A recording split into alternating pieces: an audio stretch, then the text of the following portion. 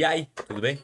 Vinícius Cardoso do Mundo dos Bancos para mais um vídeo. Vinícius, como é que eu saco o lucro do meu FGTS pela Nubank? Tem como? Calma. Primeiro tem que entender o que é esse lucro do FGTS.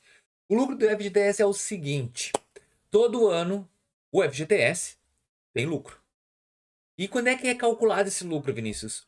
Tudo que tu teve de recurso até 31 de dezembro do ano passado, por exemplo, 2025, é o direito que tu vai ter para fazer o quê? Tu vai ter que multiplicar vezes a alíquota de 0,018.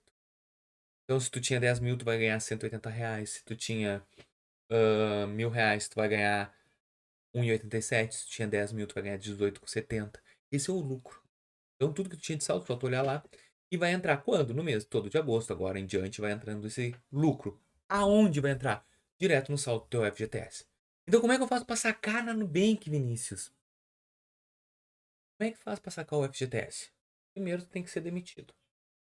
Segundo, eventos catastróficos, né? Teu estado, o governo libera. Ou alguma doença grave que também o governo libera. Ou o saque de aniversário. Aí dá pra fazer no Nubank? Dá. Todo ano, tu sabe que tens o direito de saque de aniversário. É no teu mês. Pode sacar entre 100 a R$ 500. Tem que ver na análise, tá? O governo tinha liberado mais, só que ele trocou todas as normas para variar. Então agora tu pode sacar de 100 a 500. Tem que ver uma tabela. Ai, Vinícius, não entendo essas coisas. Tem link na descrição do vídeo. A Clau Express. Ela é, pô, é a melhor que tem aqui no Brasil para fazer antecipação. E por que o Nubank? Porque o Nubank também faz que nem a Clau faz. Só que o Nubank é tudo pelo aplicativo. O que que é isso que tu tá falando? Tu consegue sacar até 31 de outubro, presta atenção. E depois muda.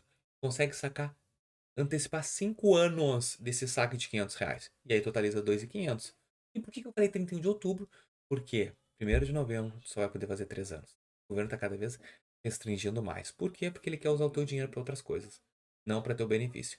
Então o lucro, ele entra ali. Se tu antecipar, tu consegue sacar. Sacar como?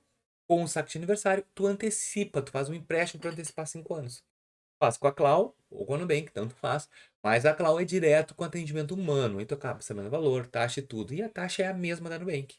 Então, para sacar pela Nubank, só mesmo assim. Tá bom? Eu espero que vocês tenham entendido, gostado desse vídeo e até o próximo. Valeu!